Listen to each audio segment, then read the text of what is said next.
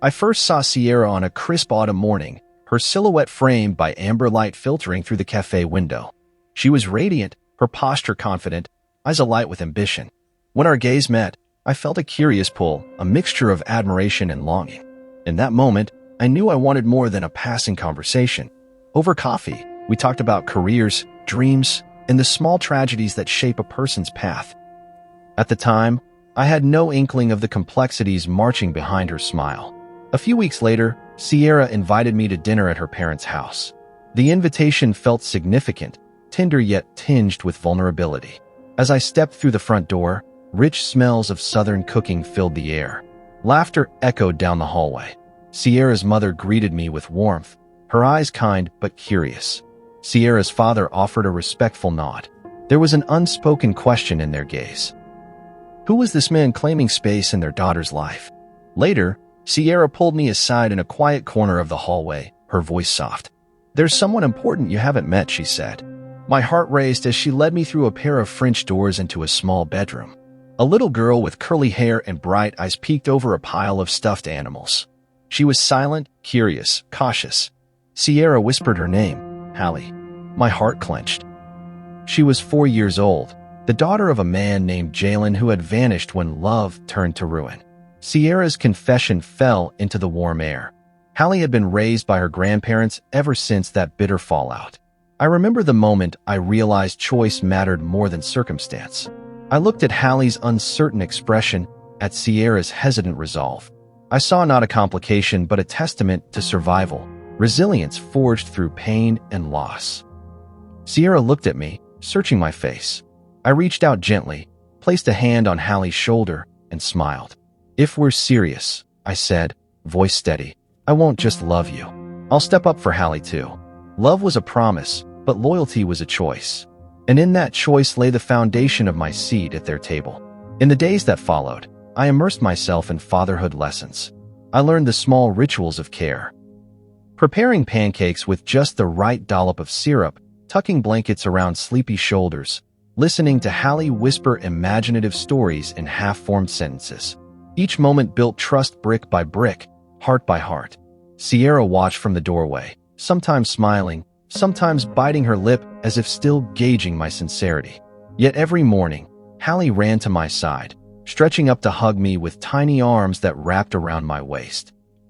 Through laughter and tears, we built a new rhythm. Hallie's giggles filled our apartment as we played board games, her small hands eager to roll dice and claim the first turn. I cheered her triumphant bows at preschool recitals, camera ready to capture each note of her shy song. When nightmares hijacked her sleep, I lay beside her, humming lullabies until her breath evened out. At every scraped knee, I knelt down, wiped tears with gentle fingers, and whispered stories of bravery and kindness to coax a smile back to her face. Of course, there were nights when doubt crept in. I wondered if I was enough, if my declared devotion could match the fierce bond she shared with her mother. Sierra carried silent scars of heartbreak and fear of abandonment. I learned to speak in soft reassurances, to mirror her strength with steady support. I made a vow that if Hallie ever questioned my commitment, my past failures, or my capacity to protect her daughter, I would stand firm. My seat at their table would not be taken for granted. One evening, as we sat on the porch watching stars emerge, Hallie nestled between us with drooping eyelids. Sierra's head rested against my shoulder, her fingers entwined with mine. In that quiet expanse, I realized the gravity of my choice. To love someone who carried a piece of another life, someone whose story began before I arrived. Yet in that moment, Sierra leaned into me with a soft sigh. "Thank you," she whispered, "for choosing me, for choosing her." I kissed her forehead, breathing in the night air, my resolve deepening. Love requires more than affection. It demands courage, the courage to claim space in another's world and the humility to honor their history. Every sacrifice I imagined seemed small compared to the gift they entrusted me with, their trust. As I tucked Hallie into bed that night, I quietly promised to protect her laughter, to guard her dreams, and to earn my seat every single day. In her peaceful face, I saw our new beginning, one shaped by chosen love, unwavering devotion, and the profound power of faith in what we could build together. From that evening forward, I carried my vow like a shield and a pledge. Every challenge would face our family unity. Every joy would prove its worth. I understood that earning my seat meant consistent action, unwavering presence, and the dedication to be the father Hallie deserved. When Sierra and I stood at the altar, I felt my heart swell with purpose. The soft clink of silver bells and the hushed breaths of our guests seemed to echo a promise in the air. I was committing to more than marriage. I was committing to a family already in motion. As we exchanged vows, I glanced at Hallie, perched in a front row seat between her grandparents, clutching a small bouquet nearly as big as she was. In that moment, I knew I couldn't simply be a partner to Sierra. I had to be a father to Hallie. I resolved then to invite her fully into our home, into our lives, and into my heart. A week after the wedding, Sierra and I sat at the kitchen table, sunlight cutting through the morning haze. She passed me a folded letter. "They've agreed," she said, voice trembling. "My parents will hand over guardianship papers." My pulse quickened. I unfolded the crisp paper to see details of legal arrangements. Hallie would move in with us, with my name officially listed as her guardian alongside Sierra's. A surge of exhilaration and humility washed over me. When we told Hallie that afternoon, her initial surprise gave way to shy excitement. She nodded so solemnly I thought her head might tilt clean off her shoulders.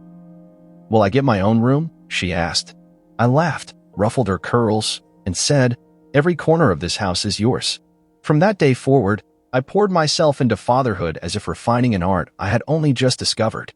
On weekends, I transformed our living room into a pirate ship, commandeering sofa cushions for sales and boxes for treasure chests. I learned which bedtime stories made her snuggle closest, and which lullabies coaxed sleep from her restless eyes.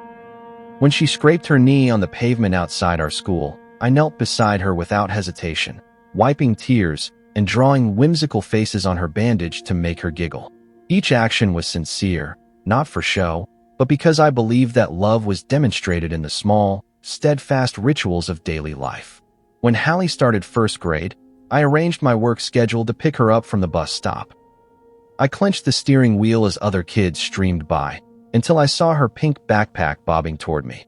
Her grin, bright and unreserved, lifted every worry I carried from that day's code errors and meetings. She launched herself into my arms, testing how much I weighed, as if calibrating the measure of my devotion. I carried her inside, dropped her bag by the door, and listened patiently as she recounted playtime adventures, her gestures wild and gleeful. I responded with stories of my own childhood, weaving bonds between two worlds she might otherwise never know. 2 years later, our daughter Imani arrived in a rush of white blankets and baby coos. As I cradled her for the first time, I felt an immediate kinship, a gentle balance forming between two sisters, one born of my blood, the other born of choice. I vowed then that neither child would ever suspect favoritism. I set up dual college funds, one bearing Hallie's name, the other for Imani, contributing equal amounts each month. Whenever I paid a bill or deposited a check, I visualized two parallel lines of savings, stretching into futures I prayed would be bright.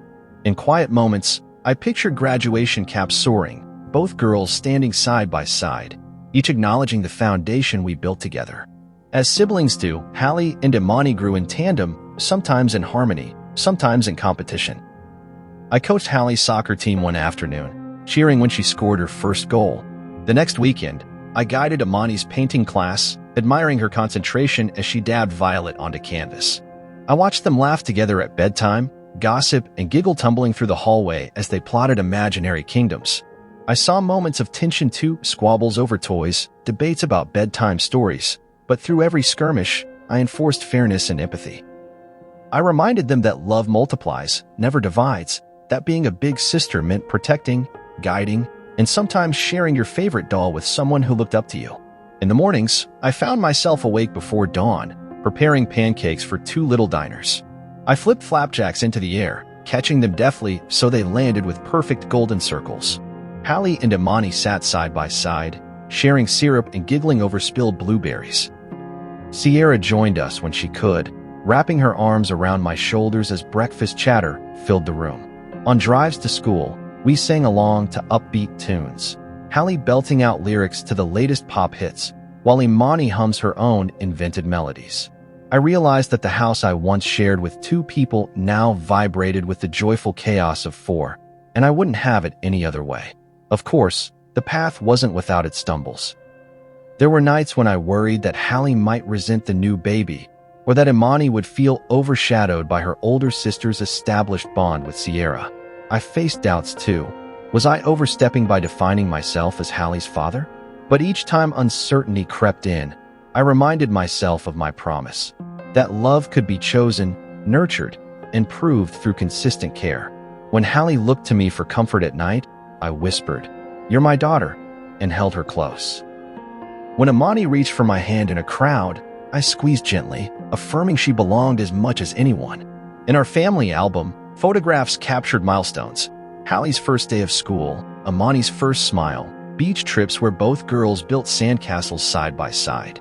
Behind every image was a story of afternoons spent crafting memories, home-cooked meals, bedtime stories, spontaneous dance parties in the living room. Each narrative affirmed the truth I had come to live. Fatherhood wasn't merely biology. It was devotion, choice, and unwavering presence. Now, as I stand at the threshold of tonight, coaxing Imani to calm as Hallie recounts her school day, I recognize that the seat I earned is more secure than I ever dared hope. Sierra's trust, Hallie's acceptance, and Imani's unconditional love have woven a tapestry stronger than any vow. Becoming dad wasn't a burden. It was the culmination of every promise I made, every sacrifice I embraced, and every moment I showed up, fully present, fully devoted.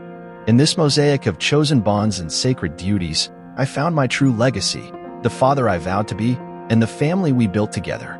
When Hallie's teenage years arrived, I noticed the first subtle shift in her demeanor. The bright spark in her eyes grew cautious, the easy laughter more reserved. One Saturday morning, I found her lingering at the kitchen table long after her toast had gone cold, fingers scrolling through her phone as though seeking solace in its glow. I slid into the chair opposite her, cleared my throat, and asked if everything was all right. She looked up, shoulders tense, and said simply, "Jalen texted me last night." My heart tightened. I hadn't known he'd reached out. Sierra and I had agreed that as long as Hallie had a safe, stable home here, her biological father's interference could wait. Yet here he was again, a ghost from a past we thought buried. When Sierra came into the kitchen, I asked her why she hadn't told me about Jalen's messages. She bit her lip and admitted, "I thought I was doing the right thing, letting her have contact. He's still her dad." Her words cut deeper than I expected. I reminded her that I was the one who had been her father every day since she was 4, the one who wiped her tears, celebrated her triumphs, and tucked her into bed. Sierra's silence was an unspoken confession. In Hallie's story, I would always be the understudy, the stepfather. That afternoon, Hallie retreated to her room, leaving a void in the house that echoed louder than any argument. Over the next weeks, her distance grew. She closed her bedroom door behind her like a fortress, her responses to my gentle questions shrinking to monosyllables. When she once let me braid her hair before school, she now yanked away, muttering that she preferred to do it herself.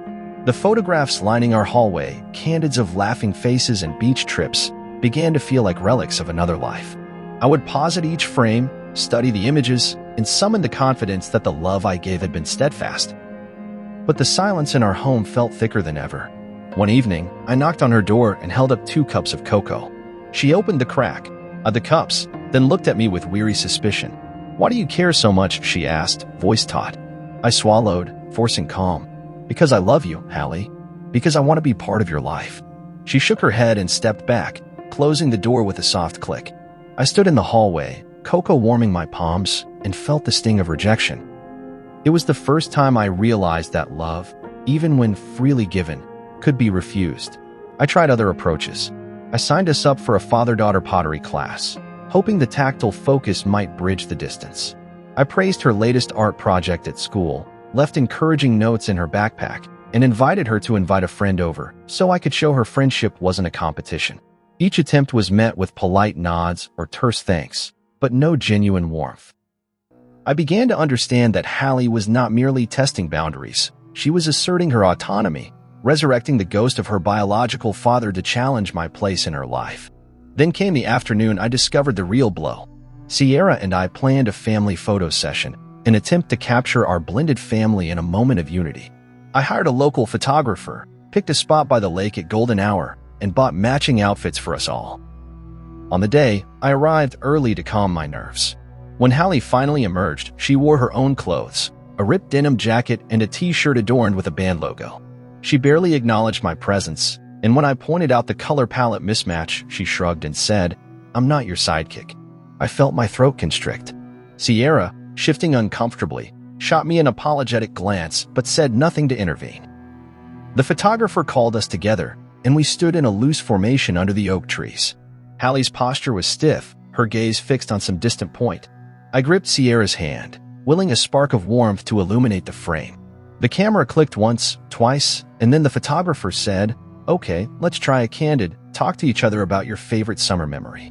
I turned to Hallie and began recounting the day she learned to ride her bike, her grin so wide she looked unstoppable. But Hallie only rolled her eyes and said, "That was fun until it wasn't." The photographer's shutter stuttered as if uncertain. I tried again, softer. "Remember when I carried you across the finish line at your first fun run?" Hallie's reply was a cold whisper. "That's what dads do when they're paid to." Sierra's face went pale, and I forced a laugh to save the moment, but the damage was done. Afterward, I realized how deeply her words cut. A reminder that in her mind, my role had always been conditional, secondary to the biological bond she craved. That night, I lay awake, the familiar worry knot twisting in my chest. I thought of Jalen, picturing him stepping back into her life as though pulling a puppet on strings. I remembered my vow to earn my seat, yet here was proof that no amount of devotion could erase the allure of blood ties. By the following morning, I had resolved to confront the ghost head-on. I asked Hallie to meet me in the backyard. She appeared reluctantly, arms crossed, expression resigned. I led her to the wooden bench under the willow tree and sat beside her. For a long moment, neither of us spoke. Finally, I said, "I know Jalen reached out, and that scares me." I paused, searching her eyes. "But I need you to know this. I'm not here to replace him. I'm here because I choose you every single day." Hallie looked away, tears brimming. She said nothing, but her shoulders trembled. I wrapped an arm around her and waited, the willow leaves rustling overhead like hesitant applause.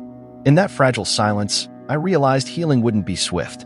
Daughter and father are not titles granted by marriage papers alone. They are forged through trials, acknowledgments, and mutual respect.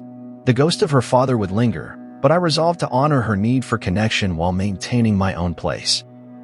As we sat together, I held her close, willing my love to seep into her defenses. The wind shifted, and Hallie leaned her head against my shoulder. It was a small gesture, an opening rather than a resolution, but it felt like the first brick in a bridge between us. In that tentative embrace, I saw our next chapter begin, one where ghosts in the frame could become part of the tapestry rather than the undoing of our family. And though the path ahead remained uncertain, I knew I would continue to stand guard over my seat, ready to earn it again and again. I remember the exact moment I knew something had irrevocably shifted between us. It was the morning of Hallie's 17th birthday. I had risen before dawn, anticipation pulsing through me like an electric current. All week I'd researched the perfect gift, something practical yet meaningful, a symbol of independence and responsibility. When I saw the sleek silver Toyota Corolla advertised at a price I could manage without sacrificing our savings strategy, I knew it was right. I imagined her eyes widening, her grin splitting her face, the thrill of her first solo drive. I envisioned her calling me school mornings to say she made it safely, her voice bright. I pictured us cruising down winding country roads together, laughter spilling out the windows. That morning, I parked the car in the driveway, its curves glinting under the garage light.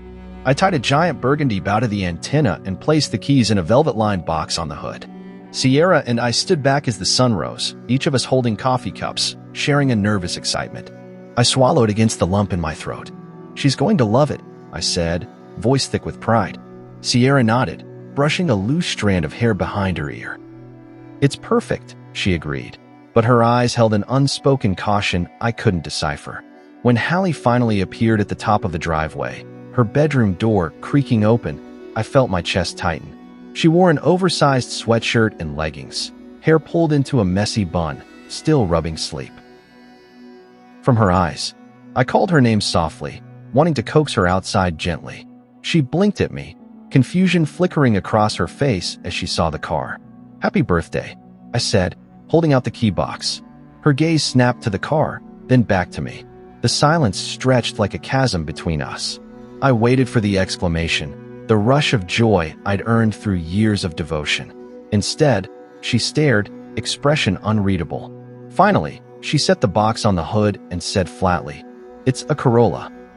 No smile. No thanks. The words landed like stones. I opened my mouth to explain safety ratings, reliability, insurance costs, but her hand cut through the air. "Where's the Audi?" she demanded, voice muffled by hurt or anger. I couldn't tell which. My throat closed. "An Audi?" I repeated, disbelief lacing my tone. She nodded, brow furrowed. "The one Jalen promised me. The one Dad always gets his daughters." The word Dad left her lips as though testing whether it still belonged to me. Sierra moved beside me, placing a hand on my arm. "Hallie, sweetie, you know we had reasons." Hallie whirled on her mother. "Reasons?" she echoed, voice sharpened by irony. "You think I don't know why? You think I don't know practicality? Maybe you're cheap, but I'm not." Her words struck harder than any physical blow. I felt color drain from my face, thought my ears might sing from the echoes. I watched Sierra open her mouth in protest, but close it again. She didn't defend me. I inhaled slowly, clenching and unclenching my fists until my nails bit into my palms. Pain flared, not just at the rejection, but at Sierra's quiet complicity. My wife, the woman who once told me I had earned my seat, now watched her daughter mock my devotion. I looked at Hallie's folded arms, the tight line of her mouth, the way her eyes shimmered with a mix of entitlement and disappointment. I remembered the nights I lay awake budgeting for her college fund, the afternoons I coached her soccer team, the countless scraped knees and bedtime stories. Each act of love seemed to vanish in that moment, erased like chalk on a blackboard. "Let's go inside," I said quietly, voice steady despite the tremor I felt. Sierra hesitated but followed, slipping an arm around my waist. Hallie glanced at the keys lying where she'd placed them and stormed up the front steps. I turned to Sierra, expression raw. "Thank you for that," I whispered, bitterness coating each word. Sierra's face crumpled. "I'm sorry," she murmured. I thought she'd appreciate it. I closed my eyes, willing my disappointment not to become anger. "You thought wrong." Inside, the house felt hollow. I set my coffee down and ran a hand through my hair. The kitchen clock ticked loudly, each second a reminder of the widening gulf between us. Sierra hovered beside me, eyes pleading. "Can we talk about this?" she asked. I shook my head, stepping away. "There's nothing to talk about." I gave her my best. She spat on it. She reached for my hand, but I withdrew. "I'm sorry," she said again, voice soft. But apologies felt empty when action spoke louder than words. In the days that followed, I watched Hallie's cold indifference blossom into outright dismissal. I saw her friends poke fun at the cheap stepdad, heard their snickering when she recounted the Corolla story. Each retelling added weight to my humiliation. Sierra and I fought quietly in the evenings, her defending her daughter, me defending my heartbreak. We repeated the same arguments until silence fell between us like a heavy curtain. One afternoon, I drove past the dealership where I'd bought the car. A shiny red Audi A3 gleamed under floodlights, taunting me. I braked, heart pounding, and sat in the driver's seat of my own car, fingers grazing the leather steering wheel. I imagined trading the Corolla for that Audi. Could I afford it? Should I try to buy back my dignity? The thought tasted hollow. I realized that gifts, no matter how extravagant, couldn't guarantee love or respect. They could only reveal where a person's priorities lay. That night, I emptied my pockets onto the kitchen counter. College fund statements, insurance bills, car keys. Sierra watched as I spread out our financial plans. "I can't keep pouring into someone who sees me as an ATM," I said, voice quiet but resolute. Her face paled. "What are you saying?" she whispered. I met her eyes and said, "I'm saying that love isn't transactional. It costs attention, loyalty, respect. And when those are missing, no amount of practicality will bridge the gap." In the following weeks, I backed off. I stopped volunteering at her soccer games. I refrained from surprise gifts. I let her navigate her teenage world without my looming presence. Sierra and I rebuilt small bridges, shared meals, quiet talks after the girls fell asleep. I focused on Amani and my work, channeling love where it flowed naturally. Hallie remained distant, but I no longer felt invisible. I felt liberated, freed from the burden of unrequited devotion. Months later, I caught a glimpse of her in the school parking lot, sliding awkwardly into the Corolla. She stared straight ahead, brow furrowed, keys shaking in her hand. I watched from a distance, my heart softening ever so slightly. Maybe she'd come to recognize the gift I'd given her, or maybe she'd forge her own path of entitlement. Either way, I understood that earning love couldn't be measured in dollars or practicality. It required something deeper, mutual respect. And until she valued me beyond my wallet, no bow on a car could secure my seat at their table. The house felt different the morning after Hallie's birthday. Where laughter and bustling movement once filled every corner, now there was a tense hush, as though the walls themselves were holding their breath. I stood at the sink, rinsing my coffee mug, the hot water scalding my hands but failing to warm my heart. Sierra had gone out for an early meeting, and Imani was still asleep. Only Hallie and I were awake in the silent expanse of our living room. I remembered a time when she leaped from her bedroom, chattering about dreams, bounding down the stairs with questions and excitement. Today, even her footsteps sounded like a reluctant admission she was still under our roof. I glanced at the front door, half expecting her to slip out without a word, and decided I would not be the one to chase her. I had tried so many times to bridge the chasm between us, to prove my love through actions, gifts, and unwavering attention. Yet each gesture was met with indifference or derision. It had become clear that every time I stepped closer, she pulled further away, preferring space over connection, silence over shared memory. So instead of blocking her path with questions or demands, I resolved to step back. I would stay quiet and let the emptiness speak its own truth. Later that afternoon, I heard the front door click open. I looked up from my laptop to see Hallie standing in the foyer, eyes fixed on the floorboards. She carried a backpack slung loosely over one shoulder, her posture guarded. I closed my laptop and folded my hands on the coffee table, staying exactly where I was. She didn't meet my gaze as she walked by, barely nodding in acknowledgement. I didn't call out to her. The silence between us felt as loaded as any argument, each heart beating in solitary rhythm. When dinner time came, I placed plates on the table for Imani and me, but Hallie didn't appear. Imani's small voice piped up with concern. "Is Hallie coming?" I offered a gentle shrug and a soft smile so that my daughter wouldn't sense the tension. "She's busy today." Imani sighed but nodded, and we began to eat. As we shared our meal, the clatter of forks and Imani's babble reminded me of the simpler joys I still had. Still, I couldn't ignore the empty chair facing me, an unspoken testament to the price of stepping away. That night, Imani fell asleep in my arms as I read her a story, her head nestled against my chest. After tucking her in, I retreated to the living room, where my phone lit up with a half-typed message from Sierra. "What do we do?" I took a deep breath and typed back, "We wait." It was the hardest thing I'd done in a long time. Wait and see if absence might stir reflection. Then I set the phone aside and turned my thoughts inward, recalling every moment I had fought for Hallie's affection. Coaching her team, late-night talks, surprise gifts, legal paperwork, countless bedtime hugs. None had been enough.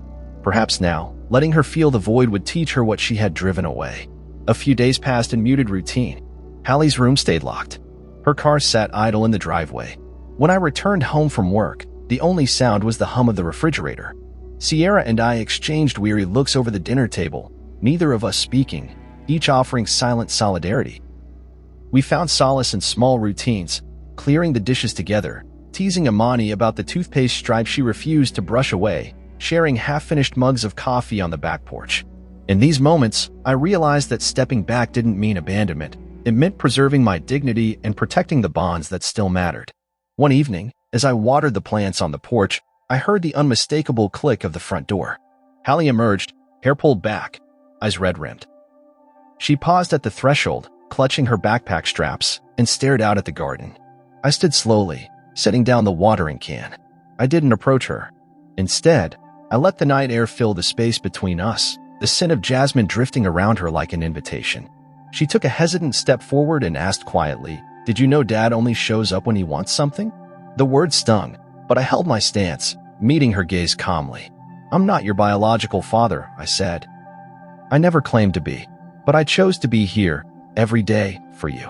She swallowed, eyes flickering with anger and something deeper, hurt, perhaps, or regret. "You chose me," she whispered. "That doesn't mean I choose you back." I nodded, gratitude flooding me for her honesty. "I know," I replied, "and that's a choice only you can make." Instead of retreating, she took another step closer, as though drawn by the sincerity in my eyes. "I don't know if I can," she admitted, voice cracking. "Everything is different now." I studied her profile, how she had grown into a young woman, lines of tension around her mouth, the way her brow creased when she struggled to articulate feelings. My heart ached for the girl I once held as a toddler, but it also swelled with pride for the person she was becoming. "We can take it slow," I offered. "No pressure, no expectations." She nodded, and for the first time in weeks, I saw a tremor of relief flicker across her face. In the days that followed, Hallie began to re-emerge from her shell. She left her backpack by her door, and in the mornings, I heard the coffee make her start again. One evening, I walked past the kitchen to find her doing dishes. She didn't protest when I placed a towel in her hands. We worked side by side in silence, but the silence was no longer painful, it was companionable, a space where words could find their way back when we were ready. I kept my promises to step back and stay quiet, allowing her the freedom to approach on her own terms. And she did. Little by little, she began to share fragments of her day. A frustrating test score, a funny comment from a friend, a snippet of a song she liked. I listened without interrupting, offering brief nods or questions that let her steer the conversation. I noticed her room door left ajar more often, photographs reappearing on the walls. I saw her drive the Corolla to soccer practice with newfound determination, parking it precisely in the driveway afterward. One afternoon, Hallie slipped her hand into mine as we walked to the bus stop. I looked down at her slender fingers weaving with mine and felt a quiet triumph. No, the seat at her table was not unearned. It had simply required a measure of respect and space, a reminder that love, once taken for granted, must be cherished anew.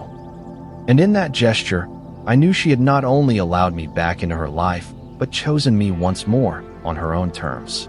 Christmas arrived with glittering promise. I woke before dawn, straining to catch the hush before the household stirred. Outside, frost painted the lawn silver. Inside, the faint scent of pine and cinnamon drifted from the kitchen where Sierra had set up our decorations the night before. Imani's breath came in gentle snores beside me, and I felt a swell of gratitude for the warmth of our little family until I remembered Hallie would be home from college later that afternoon. The thought knotted my stomach. By midday, the house gleamed.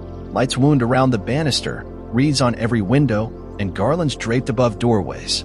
A table dressed in white linen held platters of roasted turkey and ham, bowls of mashed potatoes, and pitchers of spiced cider.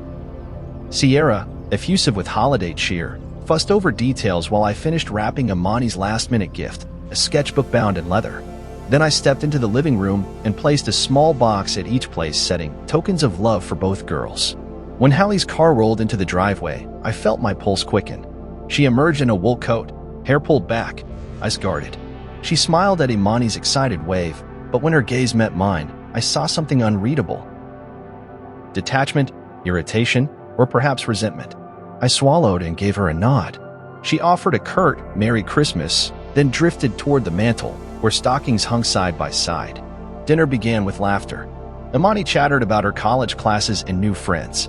Sierra raised her glass in a heartfelt toast, thanking everyone for being together. I listened to the clinking of silverware and the hum of conversation, determined to savor the moment.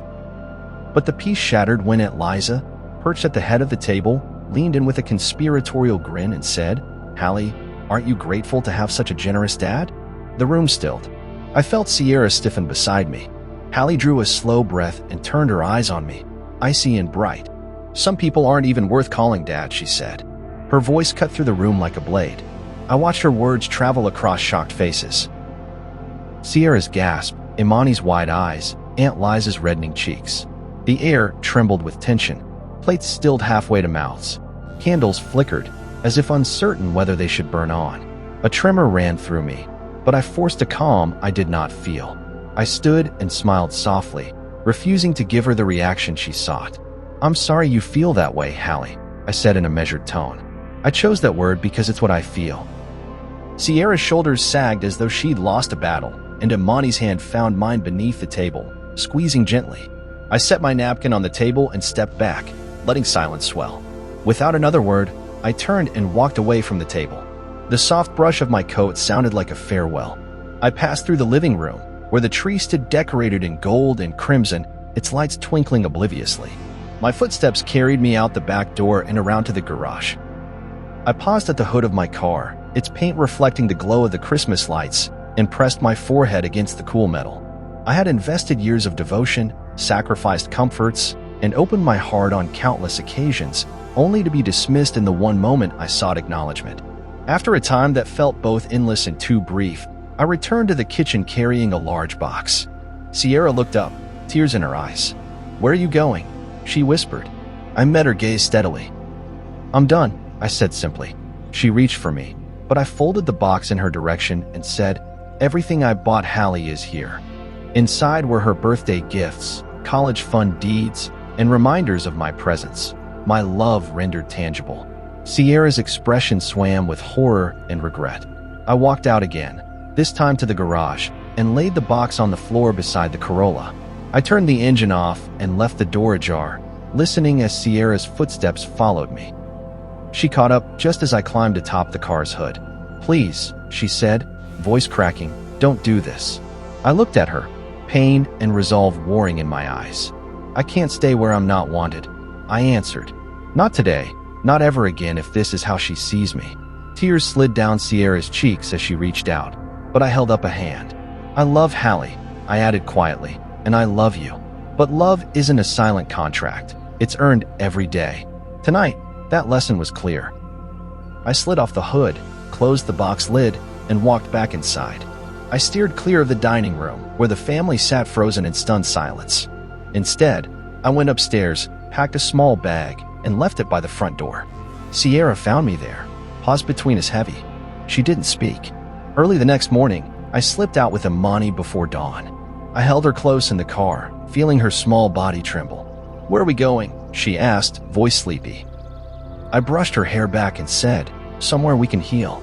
I wasn't sure where that would be, only that I needed space to remember the worth of my love.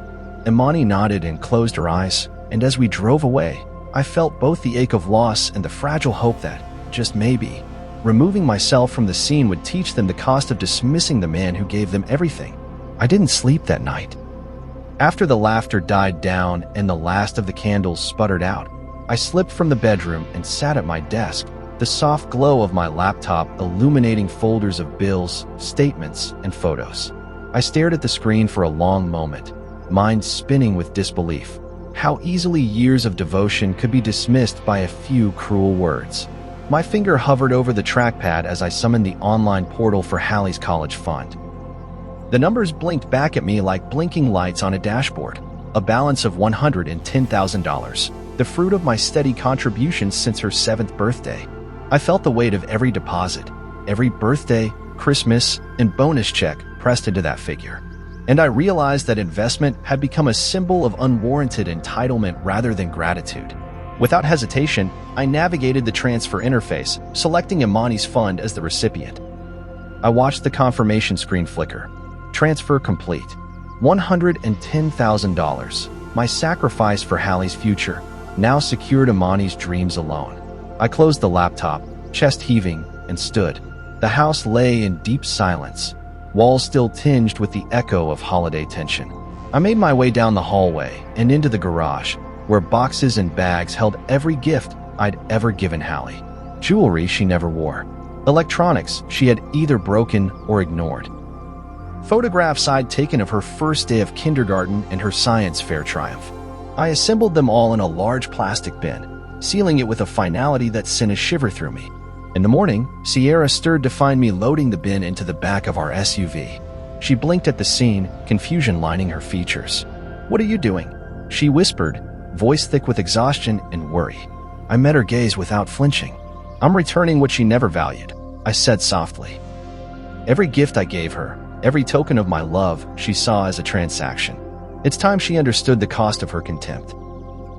Her eyes welled with tears, and for a moment she reached out, as though to stop me. But I gently removed her hand and closed the hatch, the thunk echoing like a verdict. Later that day, I blocked Hallie on every platform. Phone, email, social media. No calls, no messages, no digital breadcrumbs that could betray my whereabouts. It wasn't spite that fueled me, but a stark clarity. I would no longer occupy a role she mocked. As I stood in the empty house, I felt a shifting tide beneath my feet. The smell of pine from the Christmas tree mingled with the summer heat drifting through an open window. I closed the door to my office, offering a silent apology to the ghosts of our memories, the laughter that once filled these rooms, the bedtime stories whispered under soft lamplight, the proud cheers at school recitals. All of it condensed into a quiet ache that throbbed behind my ribs. When Sierra asked if I was okay, I simply told her, "Don't ever let her call me Dad again." My words hung in the air like frost on a window pane, cold, beautiful, and irrevocable. She looked away, unable or unwilling to meet the finality in my eyes. I walked past her into the sunlit living room and carried the bin of gifts to the garage. Each step felt both an end and a beginning, the end of blind forgiveness and the beginning of guarding my heart. I arranged the bin beside the Corolla, her birthday car, its burgundy bow now wilted, its paint dulled by resentment. That afternoon, I sat on the hood of my truck and watched the world move on without me. I thought of Hallie's laughter, once bright and unguarded, now cold and distant. I thought of moments I might never reclaim, her college graduation, a father-daughter dance, the gentle, "I love you," whispered at the close of day. I felt sorrow, yes, but also a deep sense of peace. For too long, I had given without condition, only to find my love lampooned. Now, in the quiet aftermath, I knew my worth was not measured by her approval, but by the love I freely offered to those who valued it. And as the sun dipped lower in the sky, painting the driveway gold, I realized I was no longer broken. I was simply choosing where to invest my heart's currency, with eyes wide open and a seat reclaimed by self-respect.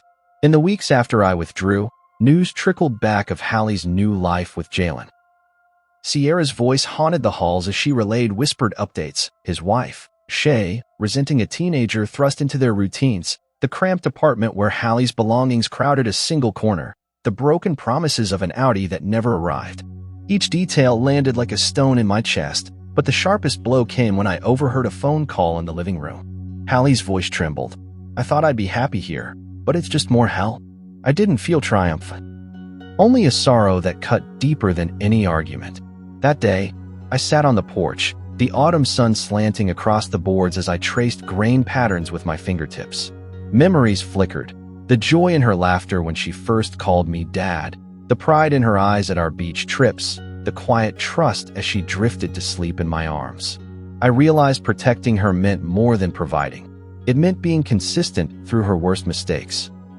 By stepping away, I'd forced clarity, but I feared the lesson came at too steep a cost.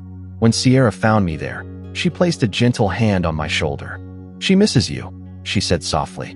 I nodded, awareness settling like dusk. The fantasy of effortless belonging had evaporated. In its place stood the truth. Love isn't a guarantee. It must be earned and re-earned. I inhaled the crisp air, resolved that if Hallie returned, she'd find a father ready to accept her again. But only after she proved she valued the seat she once so casually erased. A dull ache settled in my chest the morning Sierra and Imani approached me together. They found me in the study, leafing through old photo albums. Imani's eyes were wide, hopeful. Sierra's conflicted, apologetic. "Dad," Imani began, voice trembling. "Can Hallie come back?" I set the album aside and drew a steady breath. The question felt like a tremor underfoot, threatening to collapse the walls I'd built. Sierra reached for my hand, and I felt the weight of her unspoken plea. Forgive her daughter. I looked at Imani's earnest face, then at Sierra's gentle nod, and understood this moment required clarity rather than impulse. "The door is open," I said, carefully choosing each word. "She's welcome to return home." I paused, tracing a line in the grain of the desk. But the seat she burned at my table, that's gone. Silence stretched as they absorbed my meaning. I wanted them to grasp that forgiveness wasn't synonymous with erasing the past, and reconciliation demanded more than remorse. Weeks later, Hallie stood at the threshold, the years of distance etched into her slender frame. Her voice wavered as she said, "I made a mistake." I studied the tentative plea in her eyes, the same eyes that once glimmered with entitlement, now clouded with regret. I gestured toward the living room.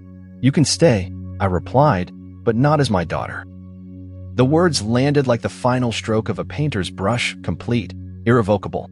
Her shoulders slumped. She closed the door behind her with a quiet click that echoed through the house.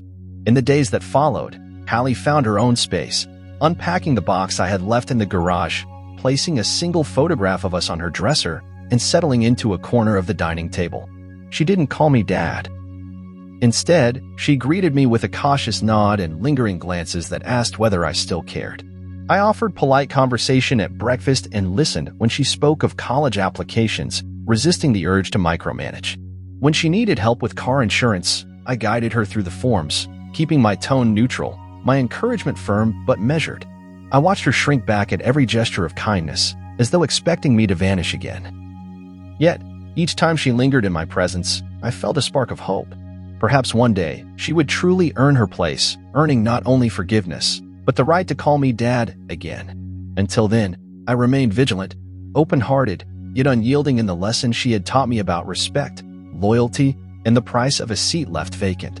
The morning light filtered through our bedroom curtains in soft, honeyed beams as I lay awake, contemplating the changes that had taken root in our home. I listened to the measured breaths of Amani's sleep, her steady rhythm a comfort I'd earned long ago.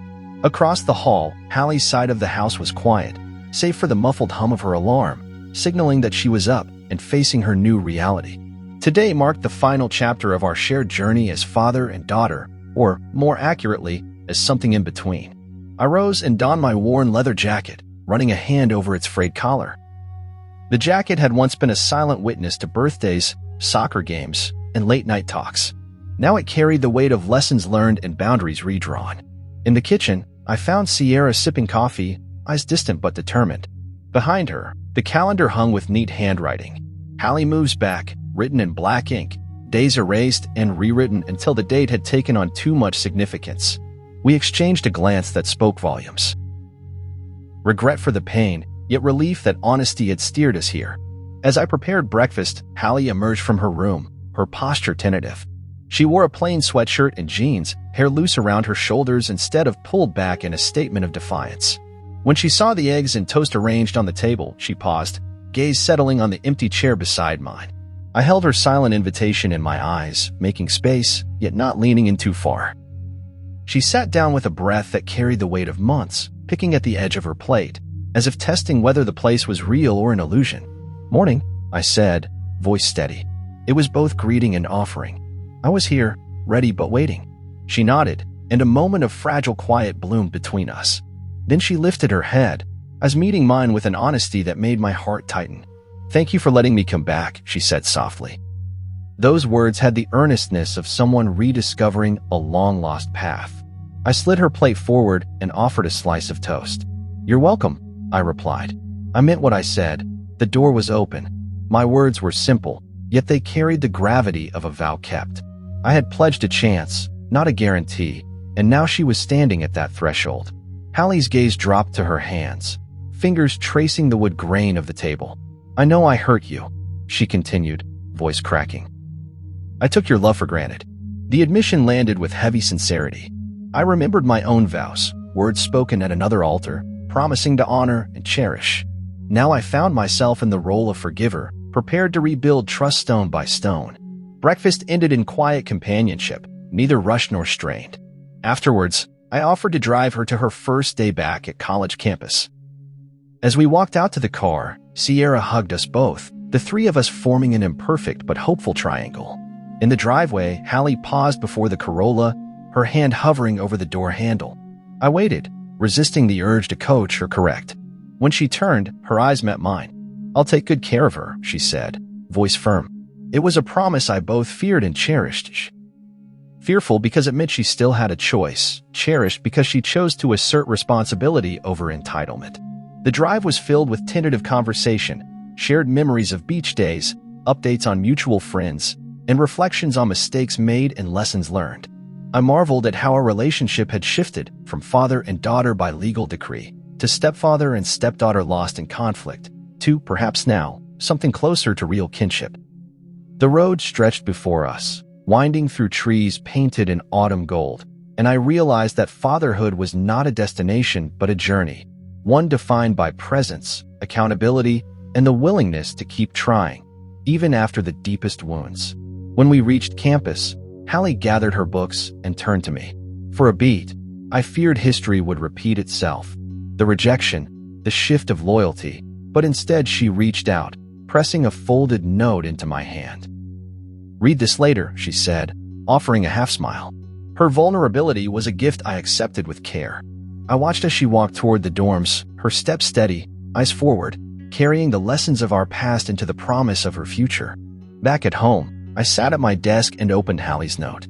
She had written about gratitude for second chances, acknowledgement of the love I'd given, and a determination to earn the title I once held. Tears blurred my vision as I folded the note and placed it in my pocket, a tangible reminder that bonds reforge when both parties commit to growth. Imani bounded in for a midday snack, her chatter filling the house with laughter, and Sierra joined us with a plan for family game night. The rhythms of our home resumed, enriched by a deeper understanding of one another. That evening, as we gathered around the fireplace, I reflected on the tapestry of our family story.